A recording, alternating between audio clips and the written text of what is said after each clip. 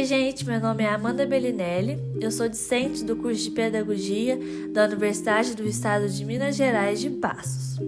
Como proposta da disciplina Diversidade e Pluralidade Cultural, Implicações Educacionais, ministrada pela professora Juliana Bonfim, eu e as meninas vamos falar um pouquinho de Kabengele Munanga, falando um pouquinho da sua vida, dos seus pensamentos e de suas obras.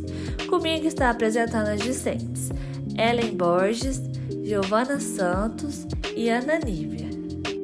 Munanga nasceu em 22 de junho de 1940, na República Democrática do Congo, onde se graduou em Antropologia Social e Cultural pela Universidade Oficial do Congo.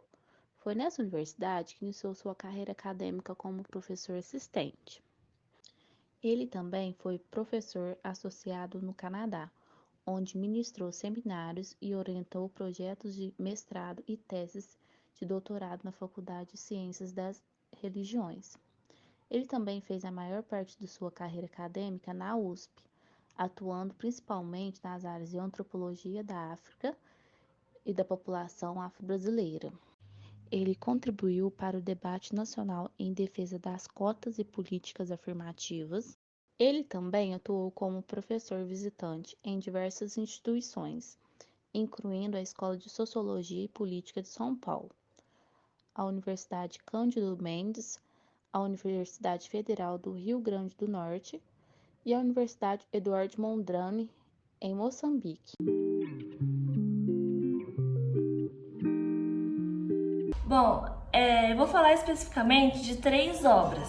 E aí elas vão mostrar pra gente o quanto as obras de Munanga é de extrema relevância, porque elas ajudam no desvelamento do racismo, ajuda a criar movimentos antirracistas e também é uma forma de acolher os alunos. Bom, a primeira obra que eu vou falar é a Rediscutindo a Mestiçagem no Brasil, Identidade Nacional versus a Identidade Negra. Ela é a 5ª edição do ano 2017. Este livro ele oferece uma visão mais crítica e atualizada sobre as questões raciais no Brasil, desmentindo a ideia de que mestiçagem é uma solução para a discriminação racial. Além disso, ele oferece sugestões para enfrentar o racismo e promover a igualdade racial no Brasil. E também ele é bastante referência para educadores e estudantes que trabalham mais nessa área. A segunda obra é Negritude, Usos e Sentidos. É a 4ª edição do ano 2009.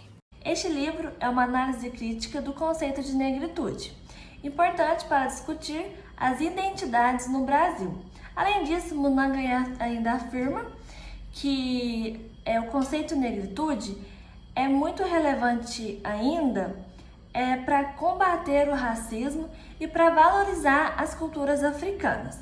Eu vou ler um trechinho aqui de que eu peguei do livro que eu achei muito importante, que é onde Munanga afirma: se, historicamente, a negritude é, sem dúvida, uma reação racial negra a uma agressão racial branca, não poderíamos entendê-la e cercá-la sem aproximá-la com o racismo, do qual é consequência e resultado. Ou seja, Munanga quis dizer nessa frase que a própria negritude é o resultado do racismo que os negros enfrentaram e enfrentam até hoje.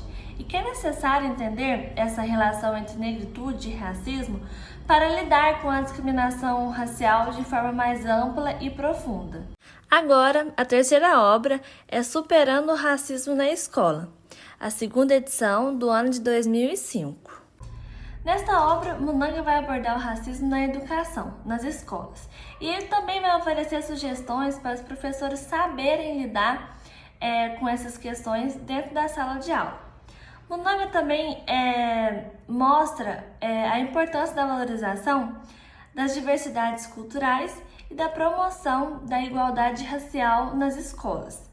Então, essas 3 obras vão mostrar para a gente o quanto Munanga é relevante para uma construção de uma sociedade mais justa e igualitária. Bom, agora a gente vai começar a falar sobre o contexto histórico. A gente utilizou uns shorts para contextualizar como foi a colonização bélgica no Congo e vocês podem encontrá-lo no canal África do Jeito que Nunca Viu. Foi um período que impactou a vida de todo mundo, em especial os mais jovens, que perdiam a consciência de sua identidade étnica. As crianças da aldeia de Munanga só podiam brincar à noite, porque o dia era exclusivo para o trabalho. Na educação, a alfabetização era iniciada com o idioma local, e logo após eles começavam a aprender o francês, que ainda hoje é oficial e nacional. Era obrigatório dominar a língua porque, senão, eles não conseguiriam trabalhos remunerados. A realidade foi marcada com discriminação racial, inclusive no contexto escolar. Os belgas eram preparados para o ensino superior e os congoleses formados para a mão de obra. Toda a formação acadêmica era voltada para doutrinar o colonizado. Os reflexos da dominação colonial persistiram na formação superior. Os professores eram brancos e os autores opostos à ideologia e pensamentos colonialistas eram proibidos. Meses antes da independência, as escolas foram fechadas por conta das brigas étnicas inflamadas pelos belgas, através da estratégia dividir para conquistar. Quando puderam finalmente concluir seus estudos, eram formados técnicos, sem perspectiva de ingresso à universidade. O processo de descolonização seguiu gradativamente os ideais pan-africanismo e do movimento da negritude, fazendo toda a transição do contexto colonial para o nativo cultural de cada etnia, através da alteração do nome das cidades, trajetos, forma de viver, etc. O Congo também teve uma ditadura militar, e a família do Kabengele era a oposição, o que resultou no corte da bolsa de estudos na Bélgica e a apreensão do passaporte dele. Foi o contato do professor Fernando Mourão, da USP, com as universidades africanas para estabelecer uma cooperação que proporcionou a vinda de Kabengele para o Brasil. O período da ditadura no Brasil. Exílio, prisão, perseguição, tortura, censura, crise econômica, educação tecnicista, contextualizavam a realidade. Durante esse período, o acesso às universidades era exclusivamente para os brancos, de classe média e alta, não havendo nenhum questionamento a respeito da ausência de negros. A segregação escolar dos negros e pobres refletiu diretamente na discriminação racial e social, pois na sala de aula a reflexão crítica, complexidade e exercício científico não constituíam base da produção de conhecimento. O Kabengele chega no Brasil na década de 70, época em que surgem os movimentos negros voltados para questões ligadas à classe e raça. Esses movimentos atraíram a atenção do autor para o posicionamento ideológico do negro brasileiro, a partir do qual é produzido a obra Negritude, Usos e Sentidos. Ele também se deparou com uma antropologia própria no país, que não se baseava nas pesquisas e estudos externas.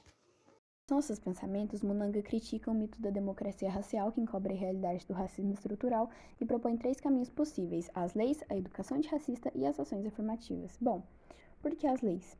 Perante a lei, nós somos iguais. A Constituição Brasileira de 1988, considerada democrática, afirma que qualquer discriminação racial flagrante é um crime inafiançável e sujeito à reclusão. Uma lei progressista teria uma força repressiva positiva contra as práticas racistas ou reclusão. Mas, apesar da lei ser importante para punir e coibir as práticas racistas observáveis, elas não são suficientes para mudar os preconceitos que são introjetados pela educação e estão na cabeça das pessoas. Se esse tipo de pensamento e preconceito é introjetado pela educação, Munanga afirma que é pela educação que isso deve ser mudado. Então ele propõe a educação antirracista, que teria o papel de promover uma reflexão crítica sobre as origens, as formas e as consequências do racismo estrutural que afeta a população negra e indígena no país. A educação antirracista busca reconhecer e valorizar a diversidade étnico-racial e cultural do Brasil, resgatando a história e a cultura africana e afro-brasileira e indígena, conforme prevê a Lei 10.639 de 2003. A educação antirracista é um projeto político que envolve a participação de gestores e educadores, estudantes, famílias e comunidades na construção de uma sociedade mais justa, democrática e plural. As ações afirmativas, por sua vez, são medidas especiais voltadas para grupos discriminados e vitimados pela exclusão social ocorridas no passado ou no presente. Elas têm como objetivo promover a igualdade de oportunidades e a inclusão socioeconômica desses grupos.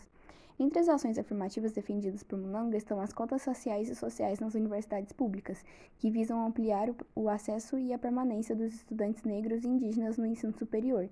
Ele argumenta que as cotas não promovem a segregação, mas sim a reparação de uma dívida histórica e social com esses segmentos.